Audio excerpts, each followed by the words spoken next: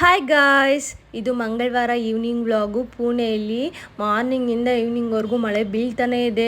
ಬೀಳೋದು ನಿಲ್ಲೋದು ಈ ಥರ ಮಾಡ್ತಾನೇ ಇದೆ. ಈ ಚಳಿಗೆ ಈ ಮಳೆಗೆ ನನಗೆ ಬಿಸಿ ಬಿಸಿಯಾಗಿ ಏನಾರ ತಿನ್ನಬೇಕು, ಏನಾರ ಕುಡಿಬೇಕು ಅನ್ನಿಸ್ತು. ಅದಕ್ಕೆ ಮಳೆ ನಿಂತ ಮೇಲೆ ಹೋಗಿ ಹಾಲು ತಗೊಂಬಂದೆ.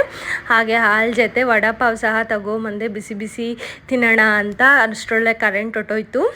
ಈ ಚಳಿಗೆ ಬಿಸಿ ಬಿಸಿ ವಡಾಪಾವ್ ತಿಂತಾ ಇದ್ರೆ ಆ ಖುಷಿನೇ ಬೇರೆ. ಮನೇಲೇ ಏನಾನ ಬಿಸಿ ಬಿಸಿ ಬಜ್ಜಿನೋ ಬೋಂಡನ ಮಾಡೋಣ ಅನ್ಕೊಂಡೆ, ಬಟ್ ಮನೇಲಿ ಒಬ್ಳೇ ಇದ್ದೆ. ಇನ್ನು ಒಬ್ಳಿಗೆ ಏನು ಮಾಡ್ಕೊತೀನಿ ಅಂದ್ಬಿಟ್ಟು ಔಟ್ಸೈಡಿಂದನೇ ವಡಾಪಾವ್ ತಗೊಂಬಂದ್ಬಿಟ್ಟೆ. ಹಾಗೆ ಕ್ಯಾನ್ಬೆರೀಸ್ ತಂದಿದ್ರು ಶಬರಿ ಅವರು.